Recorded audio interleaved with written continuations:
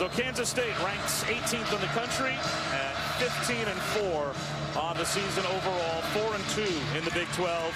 And Texas, as we said, below 500, not only overall, but also in conference. They finally beat Texas.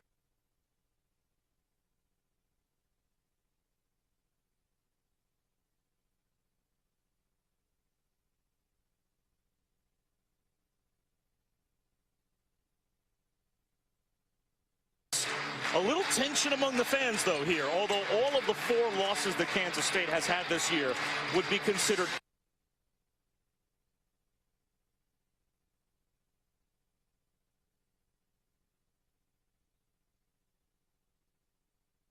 Big 12, and a big reason why they have not gotten to the line nearly as often as their opponents. Yeah, Sheldon McClellan, Juice Lewis, they haven't attacked off the bounce. Cameron Ridley, Prince Ebay have not been stellar inside. And on the other side, Kansas State has gone to a 4-guard lineup, but their rebounding has struggled as a result. Julian Lewis, 12 games in double figures. He's a key for Texas. Yeah, Julian Lewis can do it all for this ball club, and he's going to have to tonight. And center is the only position that Shane Southwell hasn't played for Kansas State. Yeah, he is coming into his own in his junior season, really having a breakout performance. So Kansas State ranks 18th in the country at 15-4 on the season overall, 4-2 in the Big 12. And Texas, as we said, below 500, not only overall, but also in conference. They finally beat Texas Tech on Saturday, decidedly, winning in Austin by 16 for their first conference win of the season. Rick Barnes has taken Texas to the NCAA tournament 14 straight years.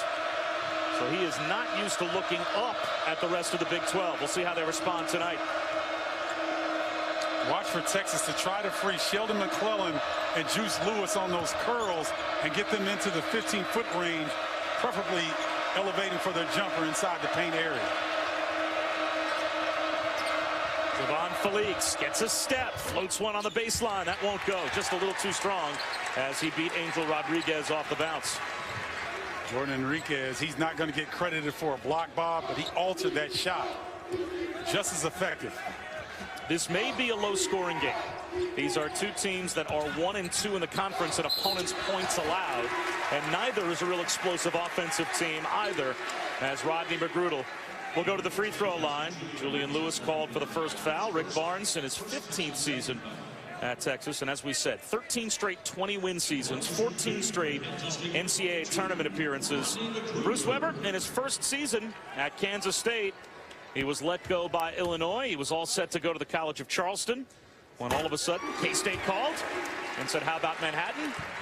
And he said, the Little Apple will suit me just fine. And he stays in a major conference, coming to a Power 6 league in the Big 12 to take over this program after Frank Martin left for South Carolina. And Frank Martin left it, the cupboard's full. 4 returning starters. This is a group that has seemed to really taken to Bruce Weber and his offensive creativity.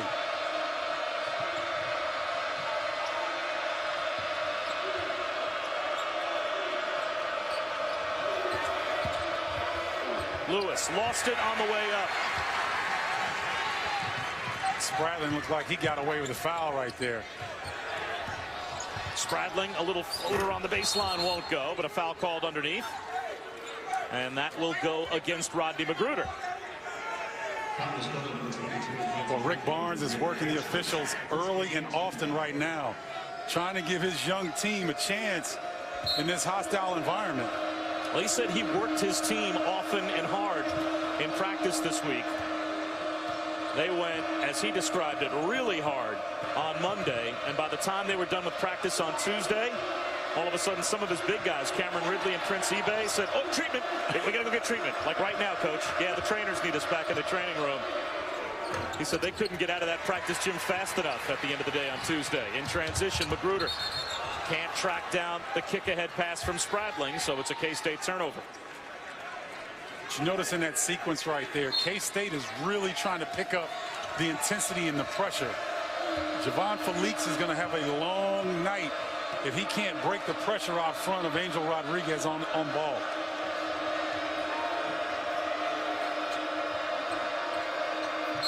McClellan's held by McGruder. That's his second. So now an early decision for Bruce Weber. And he will immediately go to the bench.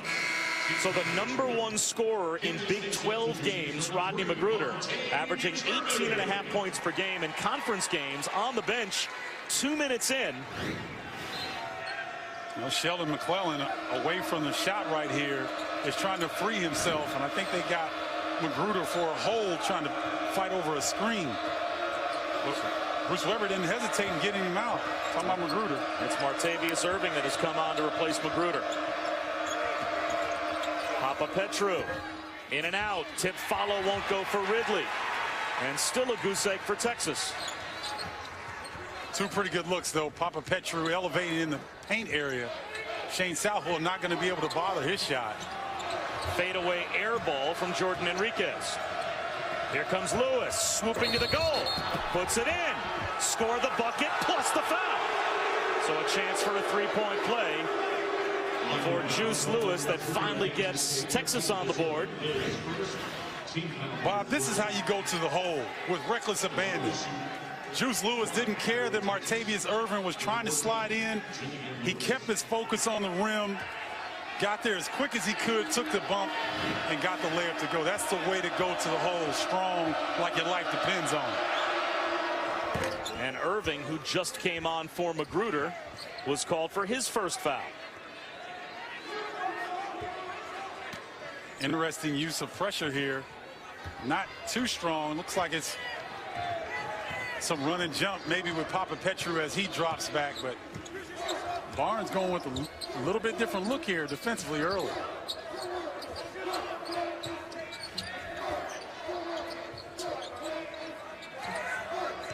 It's interesting too, Bob. K-State will do very similar things as Texas in the half-court offense, trying to get their guards off curl screens in the paint.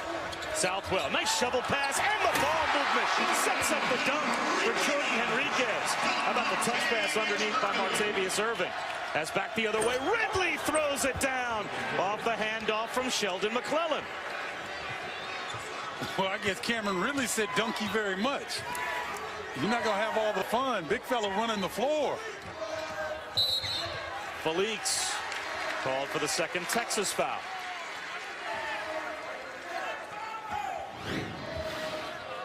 This is a team that likes each other because they share the basketball quickly, and they don't care who gets the credit. And Cameron Ridley, that's what folks in Austin thought they would be seeing a little bit earlier than now. Where will the offense come for K-State? The only player that averages double figures is Magruder. There's some offense from Angel Rodriguez. It's a triple from the corner. And that puts Kansas State on top by a bucket. Angel Rodriguez and Will Spratling are accustomed to picking the scoring up somewhat. So I won't be surprised to see them get more aggressive. Errant pass. Irving on the steal. Heads the other way. Hands it off again. Second assist by Martavius Irving for 2 Jordan Enriquez dunks. Papa Petru underneath to Ridley. Just rolls off the front of the rim.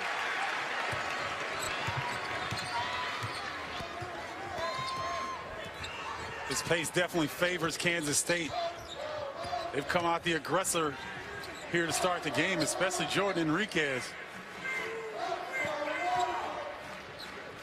Rodriguez for 3. Comes up short.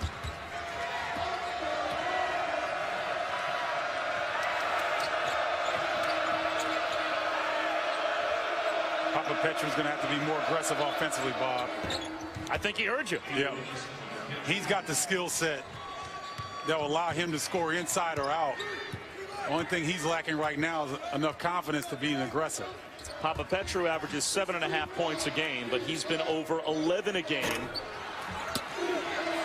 in the last 4 for Texas. Jonathan Holmes, of course, injured, out with a broken hand. One of the top few rebounders in the Big 12. Broke his hand against Oklahoma. All of a sudden, it became a dunk fest here in Manhattan. Well, and Jordan Enriquez getting the man check from Bruce Weber, showing him what he can do here in the first half. In this debate, I've got Magruder. Stephen Bardo here in enemy territory says. No, you make some great points about Magruder, and I want to stress, though, it's the player that has to do with his team's success, not the Big 12 MVP. Right, not the best player, but the most valuable player to his team. Yes, to his team. A push underneath, and that will go, I think, against Kansas State. And it's another foul on Martavius Irving. That's his second. So Irving came on for Magruder. Both of those players now have 2 apiece. And it's only a 2-point game as Magruder continues to sit. Here comes Omari Lawrence. So now Martavius Irving heads to the bench. Bruce Weber's 3 deep on his depth chart at the 2-guard spot. See, Bob, this is why coaches tell players who may not get a lot of minutes to always be ready, because there's injuries, there's foul trouble. There's going to be a number of different scenarios that take place during the college basketball season for a guy like Omari to come in and make an impact if he's ready. Let's see how he responds with this opportunity.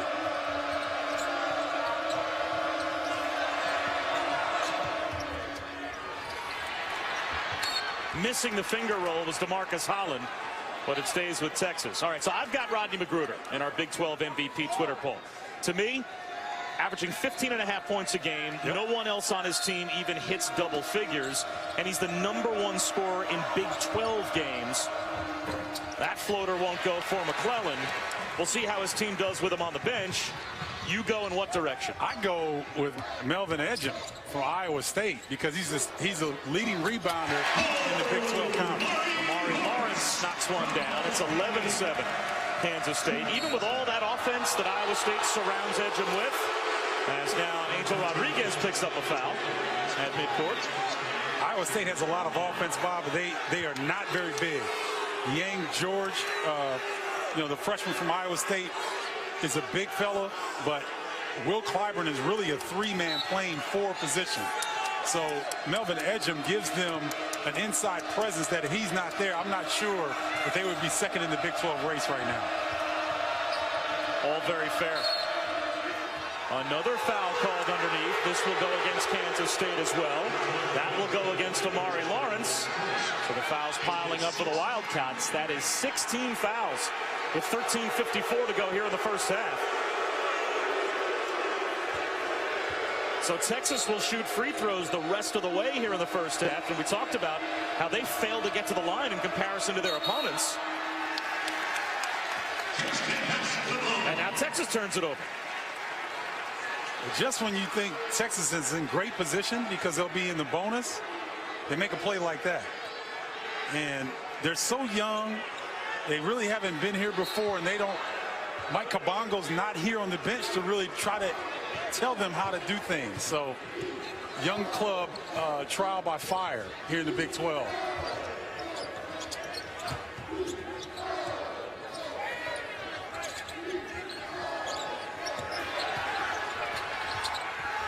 Up fake, not there for Thomas Gibson. Second try off the feed from Lawrence. Gets it to go.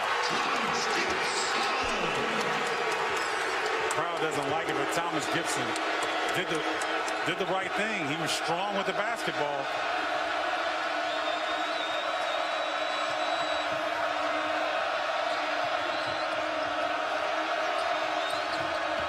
McClellan on a curl, a fadeaway is good for Sheldon McClellan. Ooh, that was Bernard King style back in the day.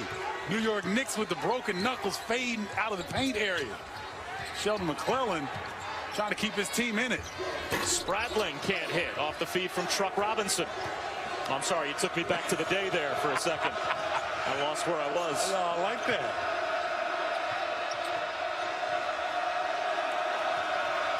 Ever since Javon Felix scored 26 points at Baylor in their overtime loss at the beginning of the Big 12 conference slate.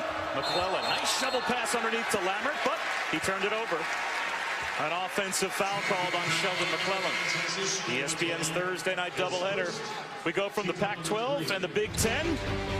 At 7, Illinois takes on number 13 Michigan State. And then we head out west at 9 for number 8 Arizona against Washington. The Thursday night showcase presented by T. Rowe Price. Illinois, Michigan State at 7, Arizona, Washington at 9.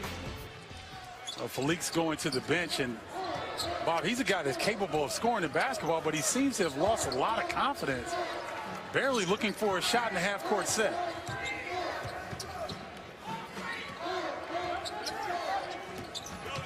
Rodriguez on the drive, and he draws the foul.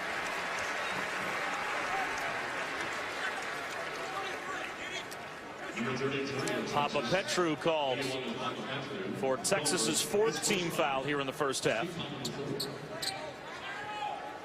Rodriguez is bailed out that time. He's got a tendency sometimes to over-penetrate and try to make things happen where there's no opportunity. Very fortunate to get bailed out on that foul. Rodriguez is 4th in the league in assists per game, but he's #1 in the Big 12 in assists in Big 12 games. He actually averages 6 assists a game in Big 12 play. Here comes Shane Southwell back in the game, replacing Spradley. And Southwell's a great all-everything story, isn't he? They moved him to the power forward spot back earlier this season when they were taking on Florida. And he has gotten a lot of minutes there ever since. Bruce Weber's small team, when I guess you can make an argument, is going with 4 guards, but Southwell plays the 4. Well, Bruce Weber talked about looking at their schedule, and they were going to be playing teams that played a lot of smaller lineups. And he wanted someone to check Eric Murphy against Florida, and Southwell has come up big, and all you need is a sliver of daylight sometimes. Holland has it taken away by Southwell. 5 turnovers for Texas. In Holland's defense, he's really a 2-guard being pressed into the point guard position, and whenever he gets pressured, he goes mano-a-mano, meaning that he's going to go one-on-one if he feels uncomfortable.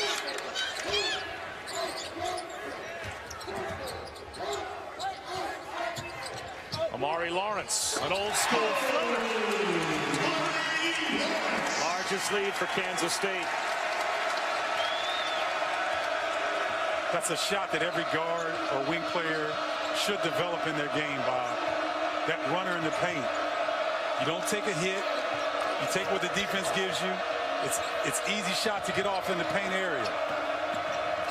Holland had a floater available, tried to give it up instead to Prince Ebay, and it's a turnover. Southwell, nice find to Gibson, double team. Lammer dives for the loose ball, but it's taken away by Williams. Rodriguez. That floater in the paint won't go. Tapped around in Gibson's hands. Loose on the deck, a scramble for it. Lewis has it. It's a held ball. It will stay with Kansas State. Midway through the first half, a war on the floor here at Bramlage.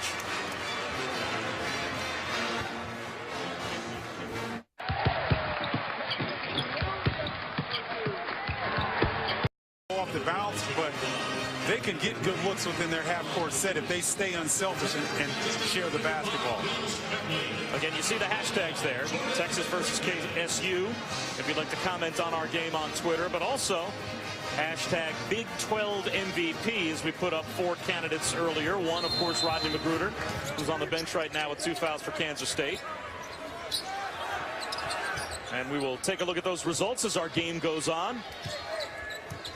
Melvin Edgin, Pierre Jackson, and Ben McLemore of Kansas, the other candidates in our poll. It's that motion offense that we're talking about. Papa Petru called for the foul. That's his second. And Steve, earlier you brought up Melvin Edgin as your choice. I think the great thing about a poll like that, too, is if you really look at who is the most valuable to their team, I would think Ben McLemore would get a lot of votes. But, and if you're going to have a draft tomorrow, Ben McLemore is going to be the first player taken. He's the most talented of those 4. No question about it. Which of those 4 players is the hardest for their team to do without if they lost that guy? I think it's Melvin Edgin at Iowa State. I mean, Kansas has Withey, Relford. They've got 3 fifth-year seniors. I mean, they've got experience. Kansas State has 4 returning starters along with Magruder. And Pierre Jackson with Isaiah Alston, Corey Jefferson, Brady Heslop. they've got talent hanging off the bone at Baylor, and not that they don't at Iowa State. I just think Edgem means so much to that Cyclone attack. Very well put. You're wrong. The answer's Magruder, but that is well put. Shot clock down to 8 for the Horns. McClellan pulls up. Air ball. Past the midway point of the first half. 17-9. Kansas State has the lead. Bob Wischusen alongside Stephen Bardo here in Manhattan. It's a danger zone for Texas, being a team that doesn't score in bunches. They've got to maintain certain closeness in the game for them to be effective. McClellan double dribble. No question. And he knows. As he immediately looked up with a frustrated look at the Raptors. And speaking of a frustrated look, the Rick Barnes team has not been very turnover prone in Big 12 play, but the games that we have done, they have been. Already 7 turnovers tonight. They had 8 turnovers in their first 9 possessions in the loss a week ago Monday at Oklahoma. Yeah, it's every time Javon Felix comes on the road, it's a new experience for him. Old school off the glass for Nino Williams. Nino Williams is an outstanding performer off the bench for Bruce Weber. They are very excited about his contributions, being able to step away from the bucket, but also having a post presence. Another turnover. In the backcourt it goes. Tracked down by Southwell. Hands it off to Spradlin. Rick Barnes wants a timeout.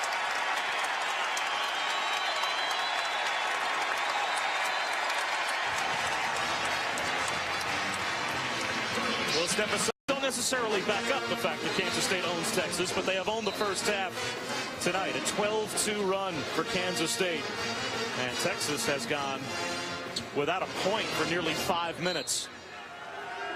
They are not taking advantage of Rodney Magruder being on the bench in foul trouble. There's been no reason for Bruce Weber to bring Magruder back.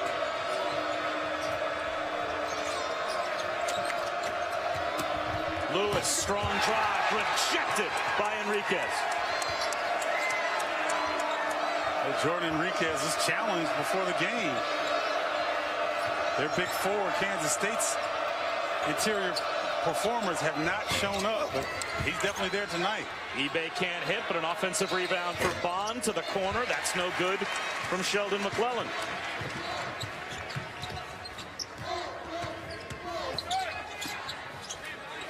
Nice help defensively by Prince eBay that time. Felix having a difficult time being oversized in his matchup here. Southwell comes up short. Here's Felix, 2-on-2. Off to McClellan.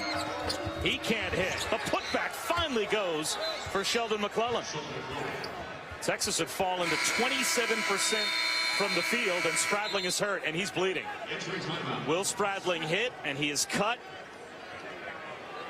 We'll take a look at what happened to Will Spradling and how seriously he is hurt when we come back. To the monitor to take a look just to make sure that there wasn't an elbow thrown, and right there is the contact, the left elbow by Sheldon McClellan on the nose of Will Spradling, and they quickly determined that that's inadvertent contact and wrong place, wrong time for Spradling. And it's unfortunate. You come out with a lot of intensity on the defensive end for Kansas State. Someone else is going to have to pick up that level of intensity. Right on the doorstep, but missing is Gibson. And Rodriguez took a shot to the mouth as well. Angel Rodriguez trying to shake it off as he came up the floor. Now he takes a hard screen from Prince eBay, who rolls in the lane and hands it to Omari Lawrence. Just missing an and one opportunity is Nino Williams, but he'll go to the line, fouled by Jalen Bond.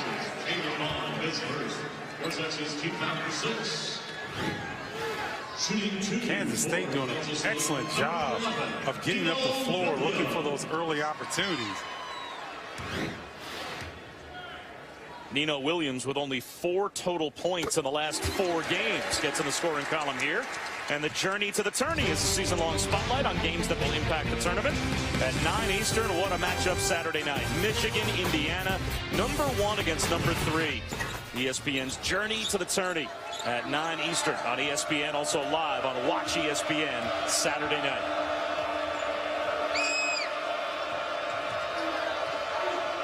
Couple that 5 of 17 of Texas with their 8 turnovers, and they're lucky to not be down by 20.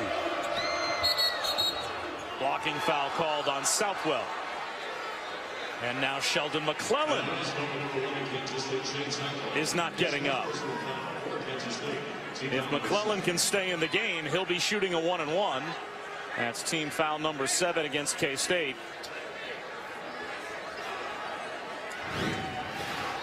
It's like Southwell is trying to close out and just threw a shoulder into the nose or the forehead. Anytime you see a guy squinting like that, typically gets hit in his nose and his eyes water.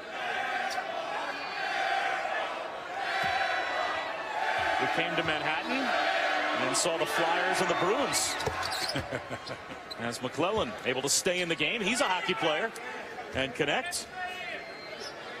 17 games in double figures, 4 games with 20+.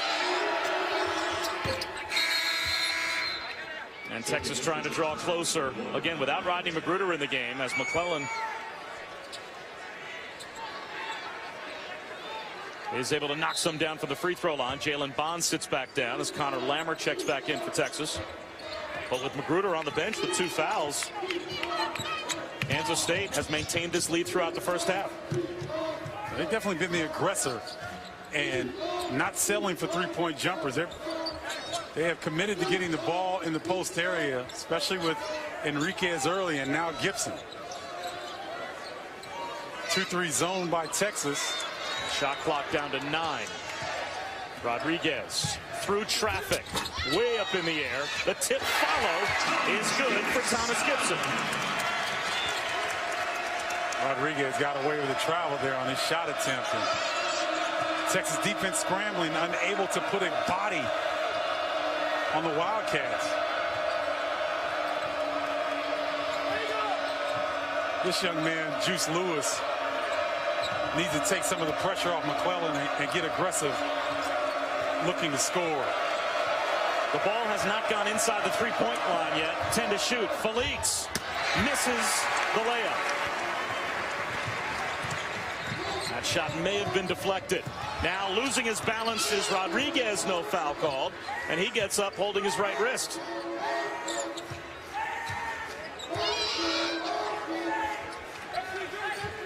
Now Texas back in the man-to-man defense.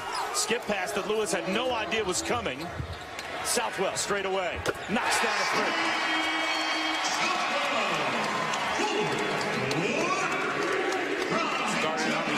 This Kansas State team is pretty thorough. Leading scorer been on the bench for the majority of the first half. You see that run right there they just put on Texas. A veiled shot at my Big 12 MVP candidate, not at all. Rodney Magruder. Yeah, I could hear it in your voice. Picking the pocket of McClellan is Southwell. And he is fouled hard by Felix, and that's a good call by the officials. That'll be 2 in the ball for Kansas State.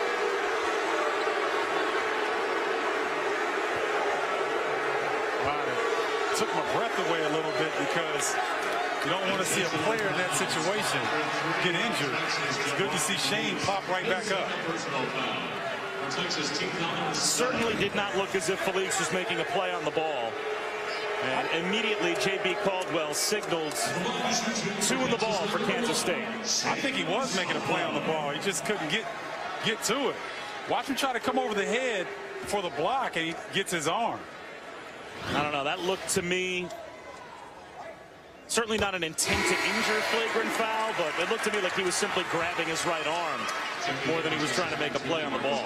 I think he was going for the block and just happened to hit his arm on the way down and follow through. So Felix to the bench. A 16-point lead for Kansas State, with Rodney Magruder playing the first 2 minutes, picking up 2 fouls, going to the bench, and it has been a runaway for the Wildcats since. But Texas just hasn't matched the intensity level, and they should have known that this K-State ball club was going to come out with fire in their eyes, because they've lost their last 2. Southwell, no good this time. Tapped around with the left hand on the offensive glass, trying to put it up and in was Lawrence. He couldn't, but a hustle play by Gibson. A 3 on the way, that's off the mark from Rodriguez. Another offensive rebound, and drawing the foul is Amari Lawrence. And do they love it here in Manhattan?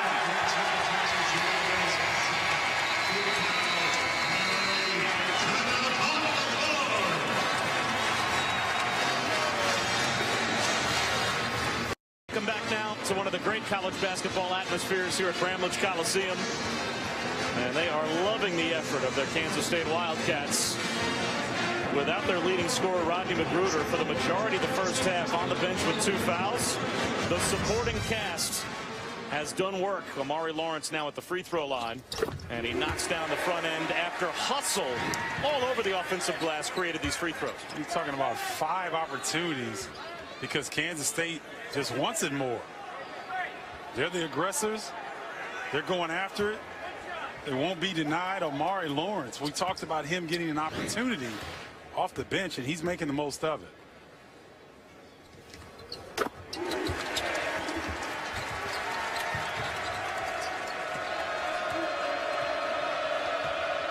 And when you look at this point spread right now, 15-0 points off turnovers in favor of Kansas State. That's the difference in the ball game right now.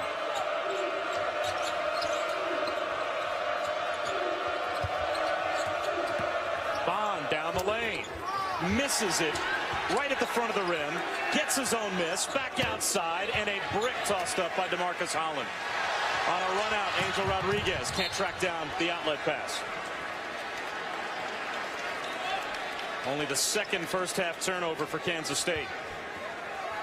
But has it been that kind of first half for Texas, or what? Jalen Bond gets right to the front of the rim with a wide open opportunity to finger roll.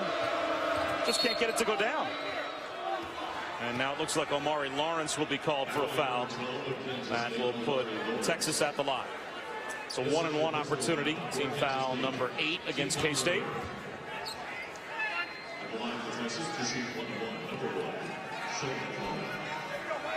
Or for a scorer, when you see a ball go through the net, this may get him going offensively. And they'll need it. Sheldon McClellan hits the first. ESPN College Basketball, available live anytime, anywhere on your computer, tablet, or smartphone at watchespn.com and with the Watch ESPN app.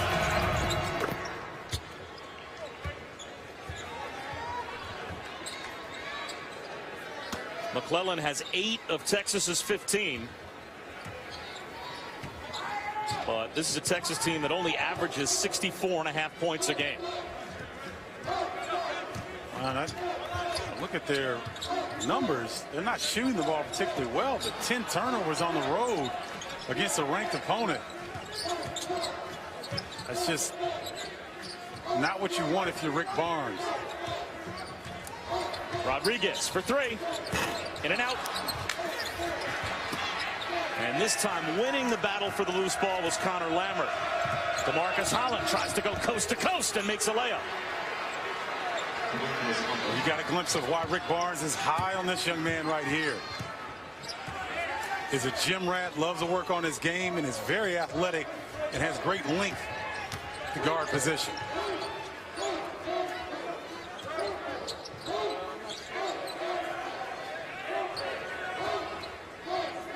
That's 2 big bodies going up against one another in the post. Gibson spins around Ridley.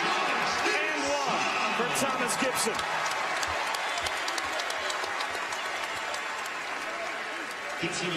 Exactly what Rick Barnes told us this season so far for Ridley has been his problem. Getting beaten to the spot by quicker players at this level. Yeah, it's going to take him a while to get adjusted. He hadn't been playing basketball that long as a football player. Decided to stop playing football because people kept coming at his knees.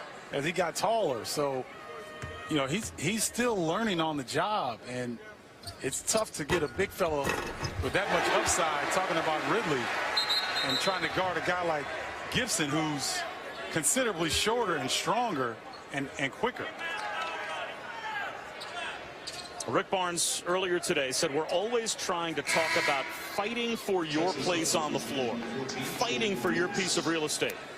And after their weekend this past weekend, they on Monday, after the Oklahoma game last week, I guess that was Tuesday, brought Cameron Ridley and Prince Ebay into the gym, and they said they just put racks of basketballs underneath the rim and had them take a ball off the rack, drop step, and dunk it. Drop step, make a layup, working on feet quickness and getting to a certain spot.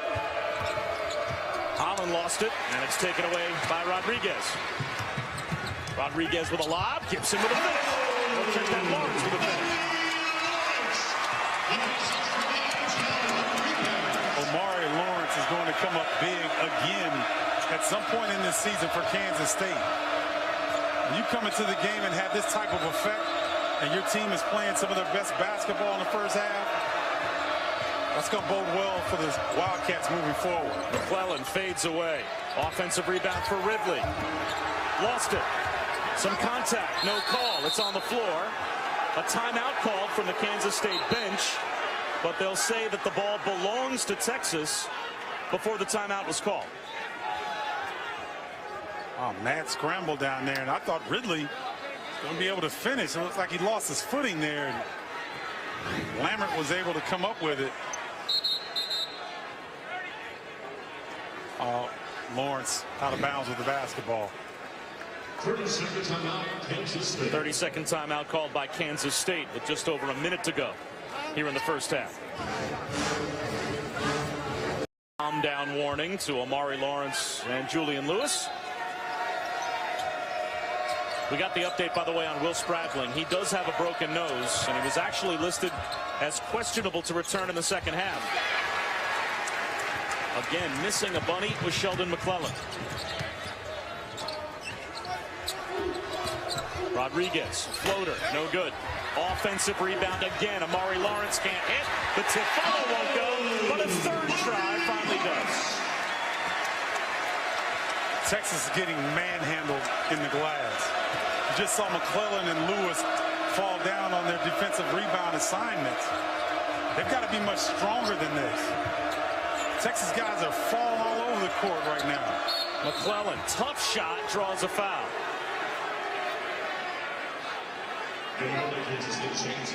Even more work on the offensive glass being done by K-State. This is, we're just going to beat you up, and we're going to put the ball on the rim, and we're going to go get it, and there's nothing you can do about it. That's pretty much what has happened here in the first half with Kansas State.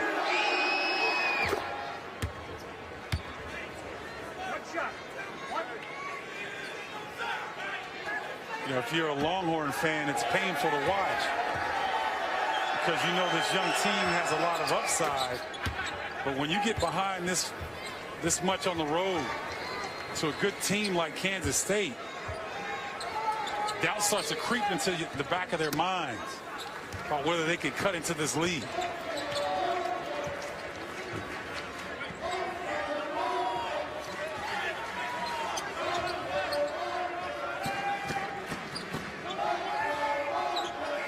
High screen and roll for Rodriguez to try to create. He needs to go now. Clock down to 8. Rodriguez skips one to Southwell. Shot the game clock down to 3 seconds. Southwell pulls up, can't hit, but still a terrific ending to the first half for Kansas State. Unless a foul was called as the ball came off the rim. They might have gotten Southwell for a foul. I think they did. Southwell's halfway up the tunnel, heading back to the Kansas State locker room. And will these be untimed free throws for Texas? That would put Kansas State up to 10 team fouls here in the first half. It'd be an automatic double bonus, and they'll take a look and see if the clock. It was pretty clear. Was at zeros. It was pretty clear, the foul. I mean, you know, there's no doubt about that.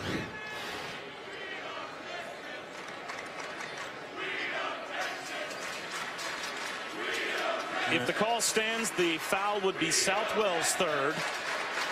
And right now, Mike Stewart, Bert Smith at the replay monitor in midcourt to see. Watch the clock atop the backboard.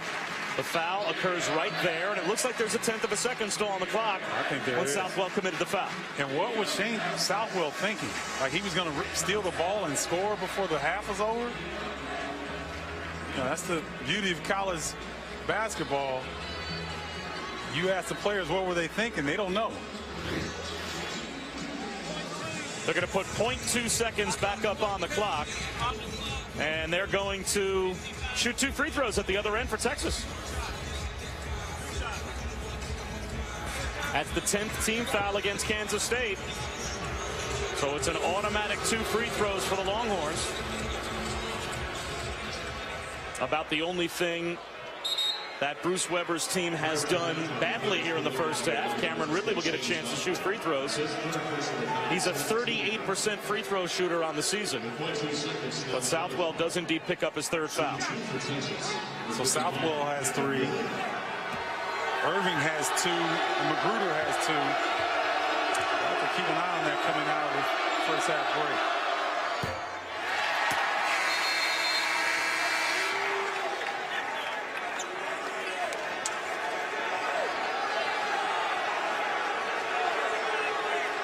There's some confusion at the scorer's table right now as to whether or not that was the 9th team foul or the 10th team foul called against Kansas State here in the first half.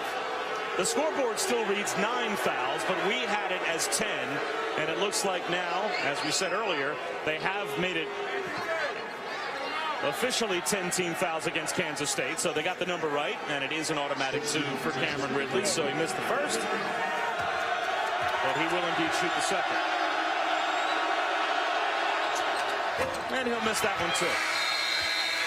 So one team towards the top of the Big 12, ranked 18th in the country. The other team 1-5 in the Big 12, and we'll let you be the judge based on the scoreboard which team is which.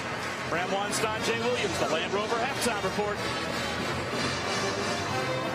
You know, Texas just ended the worst losing streak of Rick Barnes' career. 2 straight wins. On a chicken mask as we are set for the start of the second half. Speaking of not wearing a mask, Will Spradlin with a broken nose suffered in the first half, starts the second half. That is impressive. In and out on the first attempt of the second half by Sheldon McClellan.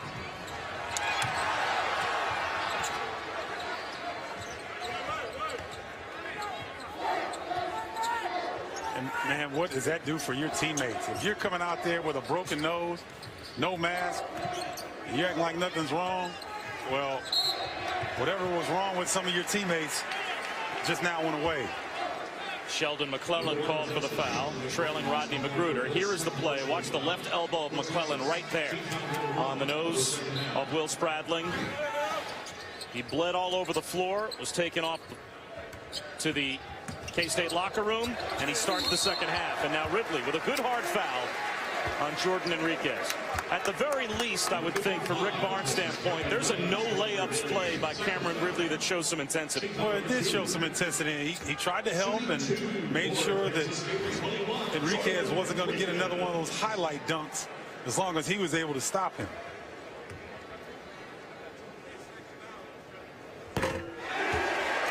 Jordan Enriquez averaging just under 2 blocks a game this season. Last year made the Big 12's all-defensive team, as he was number 2 in the conference at 2.4 blocks per game.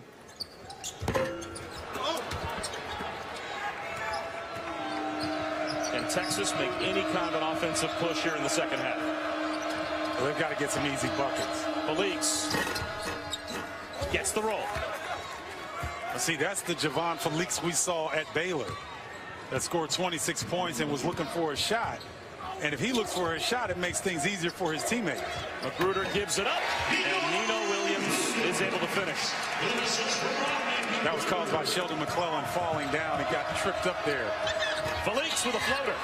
He had no field goals in the first half. He's got 2 now here in the first minute plus of the second half. Okay, the young Longhorn showing a little heart here. Magruder in and out. Julian Lewis took a hit to the head. A late whistle and a foul called on Nino Williams. That's his first.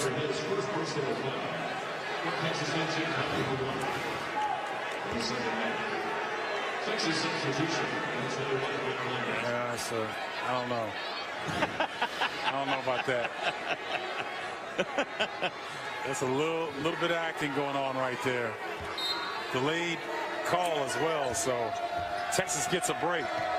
But what happens, Bob, you make your own breaks if you're playing hard. Texas is all of a sudden aggressive, especially Felix. There goes Felix again. 6 points in the first 90 seconds of the second half. Angel Rodriguez campaigning for Felix, using the elbow to hook on that drive as he came up the floor.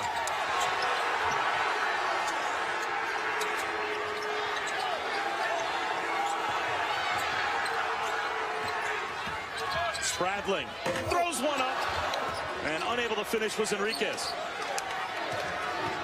For a moment, it looked like that might have been a floater of a shot, but it was a pass to Enriquez, and he couldn't complete the alley-oop. Felix with a high dribble off to Papa-Petru. He hits a three. A little life by Texas to start off the second half. They're down by 13. You see what's happening right now when Felix, when he is aggressive offensively, it makes it easier on his teammates. They can't zone in on Sheldon McClellan and Juice Lewis. Magruder, that's his first bucket, plus the foul. Foul on McClellan. That's his third.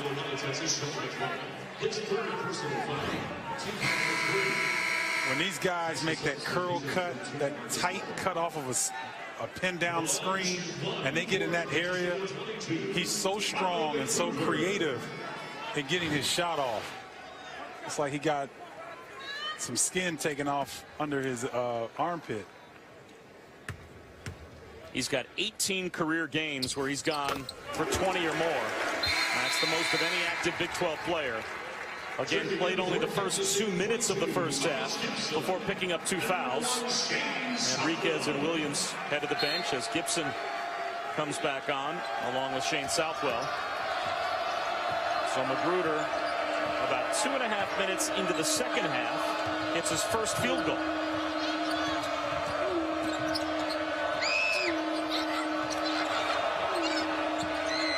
Papa-Petru. That's off the mark. That's still a pretty good shot because Texas is able to get back with some defensive balance within the flow of the offense. Reminder, we're looking for your Big 12 MVP on Twitter tonight. Hashtag Big 12 MVP. Those are the 4 choices we've gone with. And we'll get to the results a little bit later on and see what folks think.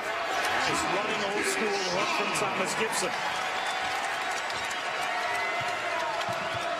That was pretty, going with his strong hand.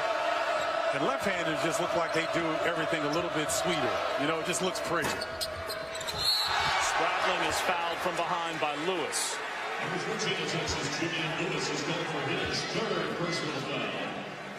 You see Gibson squaring the defense up, getting where he wants to on the floor. Very difficult to keep him out of the post area at 275. Once he gets momentum, very difficult to stop. That foul on Lewis was his third. There's the lob. Magruder can't finish. Well defended by DeMarcus Holland and maybe underthrown a bit by Spradling.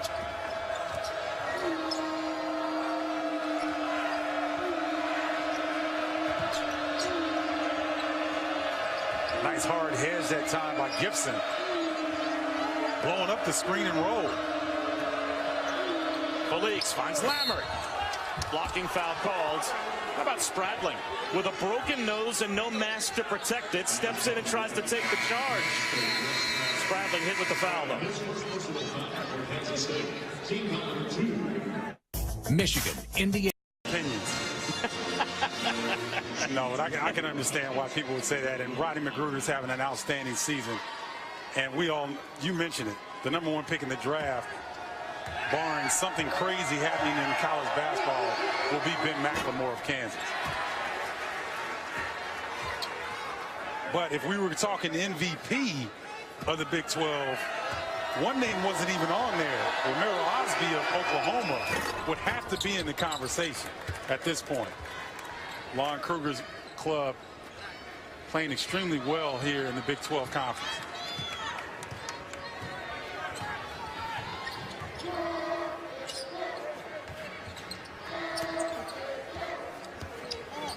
So right now, Spradling a little under the weather, probably not going to be as aggressive. Gibson kept it alive, tapping out his own miss. Another offensive rebound for Kansas State. That's such a high IQ play. Gibson recognized he couldn't get two hands on the basketball, taps it back out, allowing his teammates to recover. Rodriguez on the drive, no good. Gets his own miss outside Magruder. That comes up short. Look at Rodriguez. He just about came up with another offensive rebound. Jalen Bond had a frustrated look as he turned around and eyed Holland and Felix for not boxing out Angel Rodriguez. I understand what Jalen Bond's upset with as well. If every man takes care of their responsibility, should come up with a defensive rebound. Papa Petru, the freshman. He'll have a chance for an and one. Now you mentioned Ben McLemore as a one and done at Kansas. Well, it's a freshman class that has to carry a lot of the load for Texas. Papa Petru part of that group, along with Javon Felix. They don't have Mike Kabongo, but we'll take a look in a minute at why Texas is where they are. And that's a foul that's going to go against the Longhorns. They have had a huge defection of talent after either a one and done or two and done scenario. DJ Augustine and Jordan Hamilton left after their second year, but Tristan Thompson, Corey Joseph, Avery Bradley, Kevin Durant, all since 2007, all one and done. You miss on one recruiting class if you're Rick Barnes, somewhere in that mix, and you're going to have a season like he has right now. There's no question about it. And Corey Joseph, Tristan Thompson, and Avery Bradley were all surprises. You know, they came in and caught fire midway through the season and all of a sudden opened pro scouts' eyes. Gibson finishes in the lane again. Yeah, you're right. It's so different if you're John Calipari. You are recruiting players, as Rodriguez picks up a foul near midcourt, that you know are most likely one and done. That's right. So you're going into it with that mentality that you have to restock each year. But Texas, 14 straight appearances in the NCAA tournament. I mean, that's built on players being there for more than one season for Rick Barnes. That hasn't been the case over the past few years, though. He has lost guys that he, as a program, probably, and as he was recruiting going forward, was not prepared for those players to leave. You're exactly right, Bob. And it was a perfect storm, or the perfect hurricane for Texas, because Mike Kabongo's situation as well. You know, we talked about them being in these close games and not being able to win those close games. If Mike Kabongo was with Texas, you know, their streak of 14 straight NCAA tournament appearances may not be in jeopardy. Gibson, nice reverse.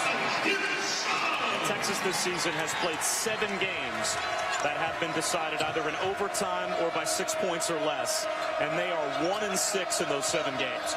You have to think Kabongo would have made a big difference in some of those games, as Jalen Bond, his offensive rebound putback won't go. Gibson clears. There's no question about it. Mike Kabongo, an experienced point guard with a year under his belt, would know how to settle these guys down. He's been here before. He would know how to get his teammates into offensive sets a little bit quicker. And he's fast with the basketball, so they would get some easier buckets, which they struggle with right now. DeMarcus Holland, tough shot, sideways spinner over Spradling. Spradling in transition, hits a three. His first field goal. And it makes it a 20-point lead for Kansas State, their largest lead. A timeout called by Rick Barnes. We'll step aside for just a moment. Of urgency, and that's what Thomas Gibson and his teammates have done this evening.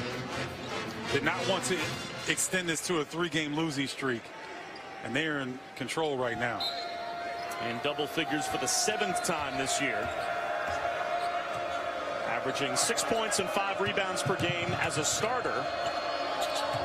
Well, 13 and 6 tonight off the bench. The drive good for Connor Lammert. He went down hard, and he's able to pop right back up. Well, what an aggressive move by Connor. Up fake, put it on the deck, gets all the way to the rim, and hit that backstop kind of awkwardly. Glad he was able to get up with no injury.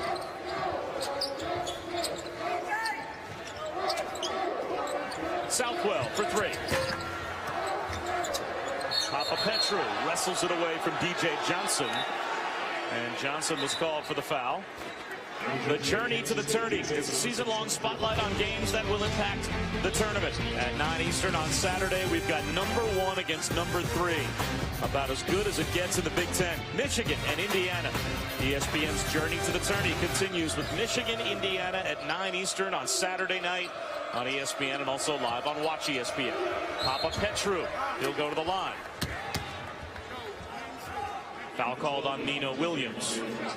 I'd be interested to see the stat for this Texas ball club in Big 12 play, Bob. How many shots they've had right at the rim that appear to be down and find its way out. I mean, we've covered a number of Texas games here this season, and it just seems like there's 4 or 5 every game that look like it should be down, but somehow it rolls out.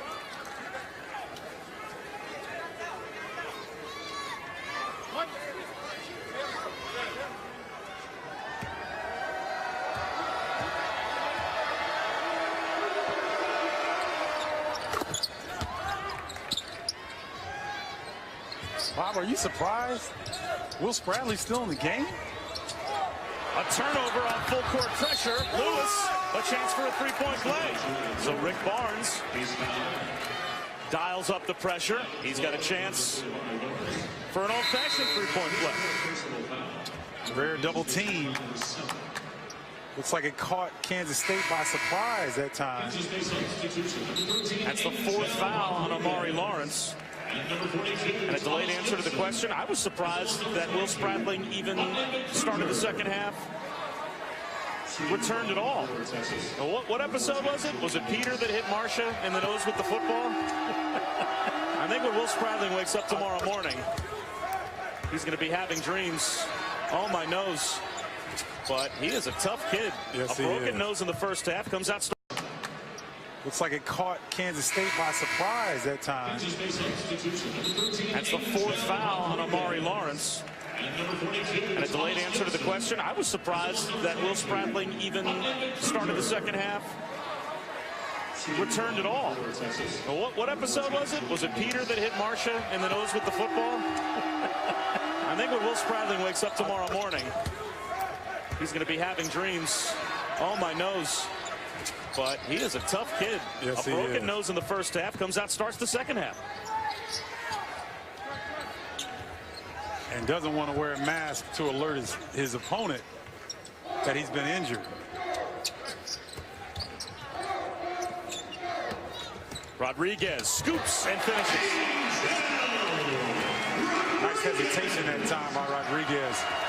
He had Felix off balance at first, then hesitated and blew right past him.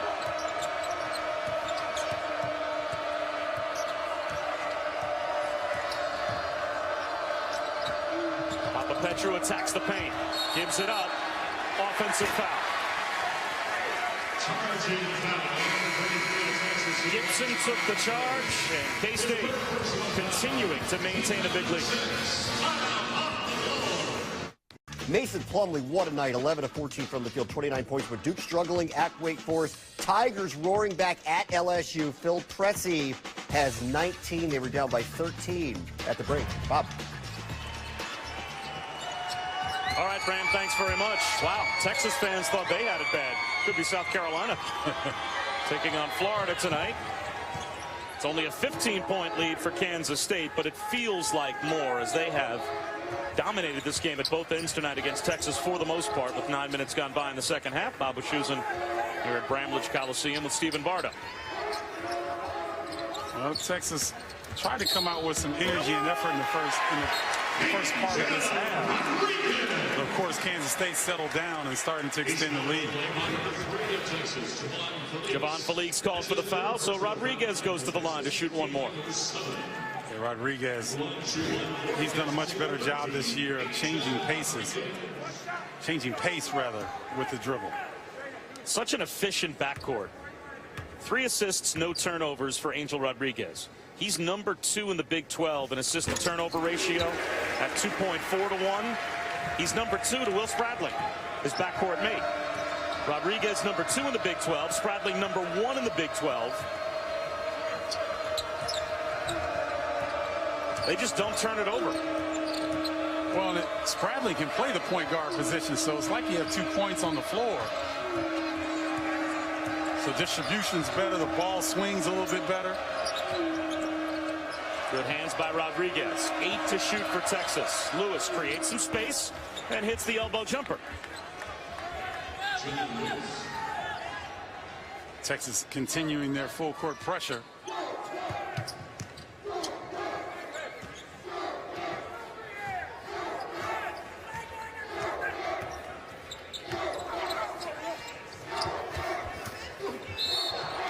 Gibson fouled by Bond. NBA Friday is on ESPN at 7 Eastern. It's the Heat taking on one of the surprise teams this year. The Indiana Pacers were hot for a while, and then at 9:30 Eastern. Have the Lakers been hot at all? Kobe and the Lakers head to Minneapolis to take on the T-Wolves. NBA Friday presented by State Farm on Friday night. Kobe trying to channel his inner magic the last 2 games. Had 25 assists in his last 2 games, so trying to do everything he can to right the ship out in Tinseltown. Both teams over the limit, so it's a 1-and-1 for Gibson. 18 fouls against Texas. Is that team, in your mind, just ill-conceived? Is Mike D'Antoni now not the right coach for that team? And is there a recipe for the Lakers to turn their season around? I don't think so. I think D'Antoni was not the right fit. Anytime a coach can't utilize a Pau Gasol, Pau Gasol in the Olympics was the best dominant back-to-the-back post player in the Olympics. And if you can't find a way to utilize him, maybe your system is broken.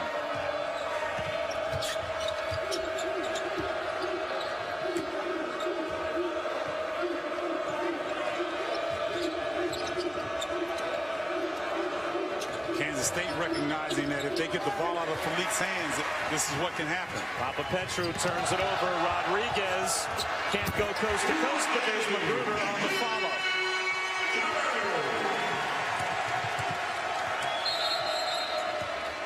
Timeout called by Rick Barnes.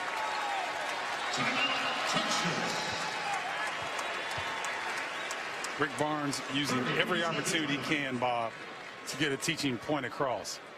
Sweet 16, went to the Final Four, got to the championship game, and then it really kind of petered off after that, and he eventually ended up being fired after not even going to the tournament 3 out of his last 5 years at Illinois. Now he's here with Frank Martin's players, and we look pretty good. Papa Petru on the drive, offensive foul. What does the future hold for Kansas State once Bruce Weber has to do it with his own players and not the players that were left for him by the previous coach? Well, it's really going to come down to recruiting, as we see Gibson doing a fantastic job sliding over and drawing the charge. But it's going to come down to recruiting, Bob, and he had a difficult time towards the latter part of his tenure at Illinois, getting the players out of the city of Chicago and the surrounding areas. And so coming to Kansas State, you made a great point. The best players in Kansas, they want to go to the Jayhawks. And it's going to be very difficult for him unless he can open up a pipeline to Texas, where in the Metroplex area, the Dallas-Fort Worth area, there's a ton of talent. Houston, a ton of talent. He's going to have to mine that Texas area hard. Gibson finishes off the line from Rodriguez. Now, the only thing that would worry me as a Kansas State fan is his greatest success by far at Illinois was with players that he didn't bring there, that Bill Self brought there. But he coached them well, and he is coaching this group really well. They're 15-4, ranked in the top 20. And they're a dark horse to win this conference. Let's take a look at the top 2 recruits they have, at least right now, coming next season. And on our ESPN rankings, they've got a top 30 point guard and the number 41 shooting guard. And the number 41 shooting guard from the Houston area. Yep. And so Alvin Brooks, his assistant, is going to be relied upon to open up those Texas recruiting channels. And if they can get into those two areas. Lammert could not beat the shot clock. A shot clock violation against Texas and another turnover. 16 turnovers in the game for the Horns.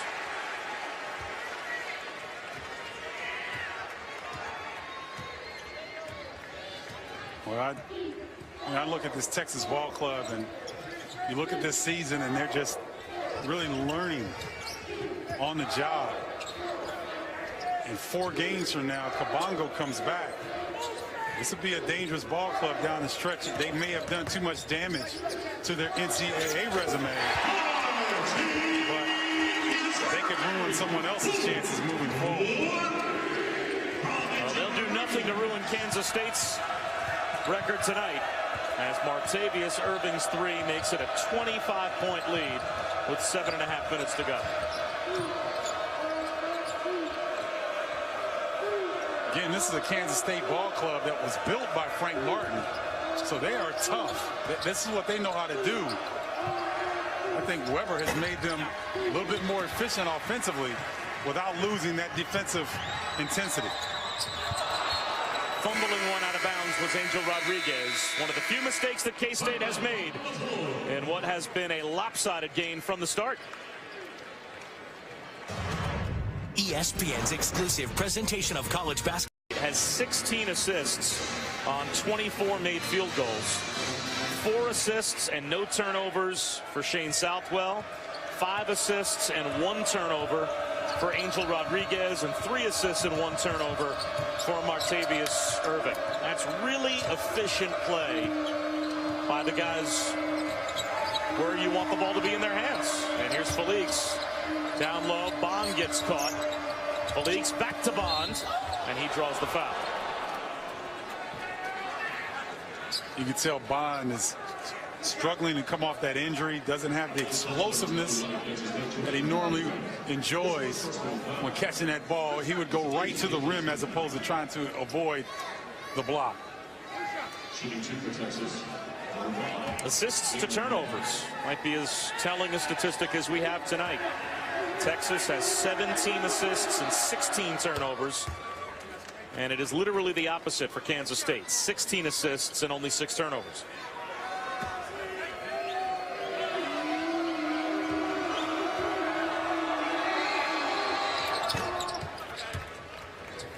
Looks like Jalen Bond's going to be on the press again, a 1-2-2 pressure wherever the ball goes in. He comes and traps the first pass. And Kansas State breaks it easily.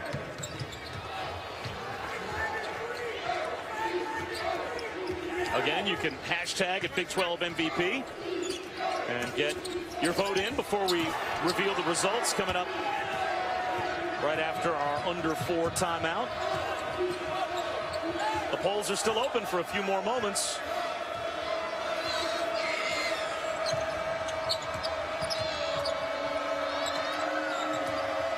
Papa Petru, deflected pass right to Lammert, slapped away by Irving on the deck, and it rolls home for Jalen Bond. That's a good sequence for Texas.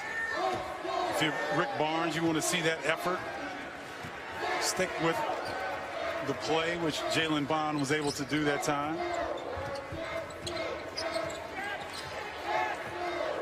But you just want to see good possessions at this point on both sides. If you're Bruce Weber or Rick Barnes, you're not so concerned with the score at this point. But you want to see effort and good possessions each and every time down. Another good possession for Kansas State as Rodriguez sets up Southwell for another 3.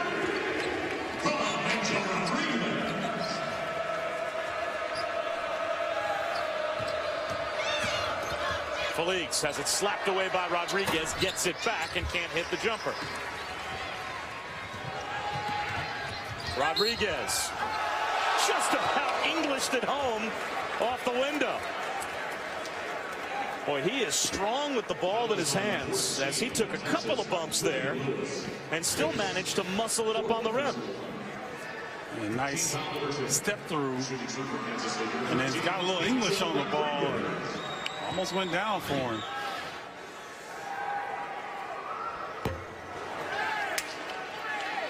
You can see why Kansas State had so much success early in the season, though. Their versatility is impressive. Without Magruder in the first half, they were sharing the basketball, sharing the wealth, creative in how they were getting the ball in the post towards the latter part of the first half to Thomas Gibson, and he established himself in the paint. You know, Amari Lawrence, we talked about him coming off the bench, had his career high at halftime with 10 points and 6 offensive rebounds. So Kansas State really able to show their versatility in spite of the foul trouble to their backcourt. Strong drive by Jalen Bond, and he'll go back to the free throw line. Jordan Henriquez called for the foul. Jalen Bond was out 11 of the first 12 games this season.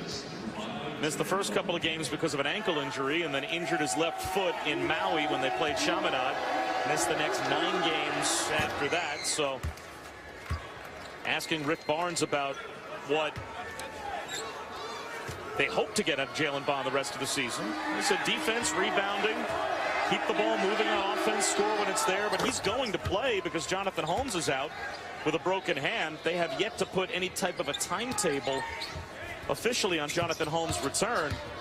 They have not declared him out for the season, but he's going to be out for quite a while. Yeah, that broken hand suffered when his teammate Julian Lewis came down on the elbow on his hand. It's yet another unfortunate break for the Longhorns. But he will be back. We saw him working out this afternoon, trying to keep his wind and conditioning intact. Nice look by Rodriguez. Finds it, Henriquez underneath. Foul called on Kansas State at the other end. That's having your head up and a big target. And Rodriguez finding Jordan underneath. Loving the execution. He's got a great feel for the game. Bruce Weber talked about that earlier today. An anticipatory point guard in the top 4 in the conference in assists and #1 in assists in Big 12 games is Angel Rodriguez. Say that word again. I don't know if I can. Usually that's, if you get it right the first time, you don't tempt fate, try it again. Anticipatory. There you go. You nailed it. Can I use that? Whenever you'd like. Okay. All right. We've got 2 of the Big 12 leaders in assists in our game tonight. And Pierre Jackson is part of our question as to who you think the Big 12 MVP so far this season is. Our Twitter poll will give you the results coming up after our next timeout. As we look at the schedules moving forward, K-State has a nice, tough stretch here at Oklahoma, at Texas Tech, Iowa State at home, at Kansas, and Baylor at home. So they're trying to right the ship before this tough stretch here in the Big 12 Conference. Adrian Diaz with a foul at midcourt. And when we come back, we'll give you the final results of our Twitter poll for the Big 12 MVP. Of missing double figures for a rare time this season, but still must be a K-State crowd watching our game. There's 50% of our respondents on our ESPN college basketball Twitter poll. Hashtag Big 12 MVP say that Rodney Magruder, to this point in the Big 12 season, is the league MVP by a wide margin over Ben McLemore. Well, you know, that could be that interstate rivalry situation. But no, Rodney Magruder's having an outstanding year. We're seeing some really good individual performances early on in the Big 12 slate. Shot clock down to 5. Rodriguez behind the back to the corner. Irving got it off and knocks it down.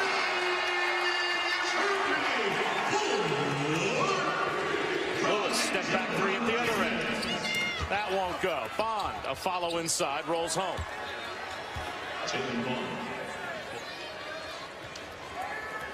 Coming up next, international soccer as Mexico takes on Denmark as soon as we wrap things up here in Manhattan. Irving off to the freshman DJ Johnson. And he takes a pretty hard foul from Julian Lewis. He'll go to the free throw line. And that will foul out Julian Lewis. Well, Kansas State has been fun to watch tonight in terms of sharing the basketball. You know, they look to penetrate, especially Rodriguez, really hard, but he keeps his head up. Irving did the same thing that time. Turned the corner, looked like he had an opportunity, but looked opposite. Found DJ Johnson wide open.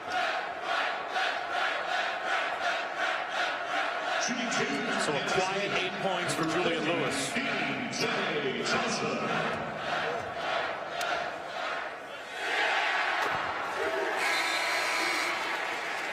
Kansas State substitution number 44, Michael Morris. DJ Johnson. Chris Webber and his staff high on this young man right here. A little raw offensively, but all the effort, great body, tremendous upside.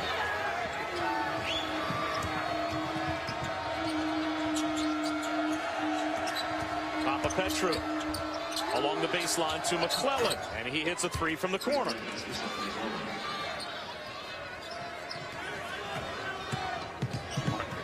Martavius Irving now getting a chance to run some point.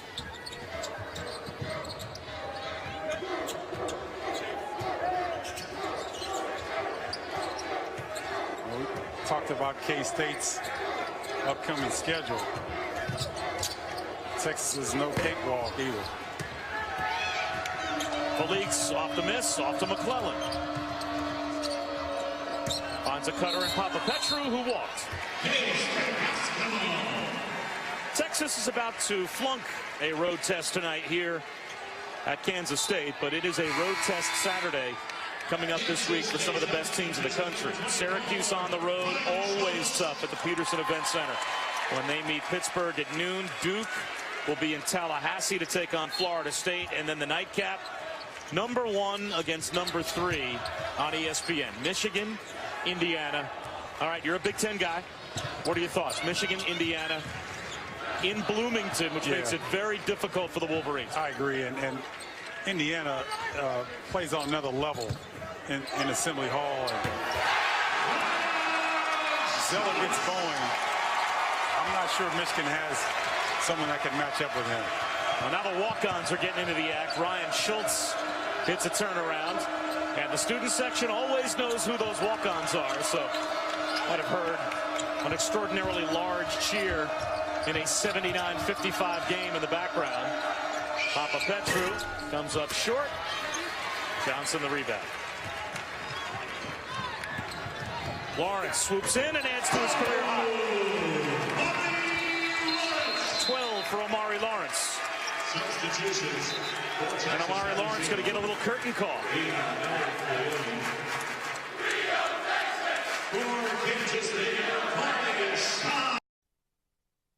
In double figures, he's a key for Texas. Yeah, Julian Lewis can do it all for this ball club, and he's going to have to tonight. And center is the only position that Shane Southwell hasn't played for Kansas State. Yeah, he is coming into his own in his junior season, really having a breakout performance. Well, I can say it now that we own Texas, but series history doesn't bode well for that stadium. Kansas State will now have won 5 of their last 7 against Texas with this win tonight. And a takeaway. Michael Orris with the steal. A block by Bonds. Muscling one up and getting it to go is Adrian Diaz.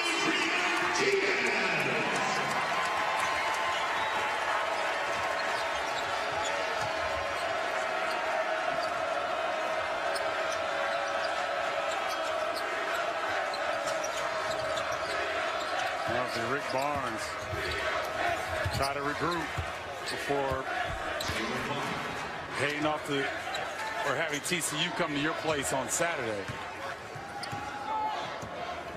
Shot clock is now turned off, so Kansas State can simply dribble it out.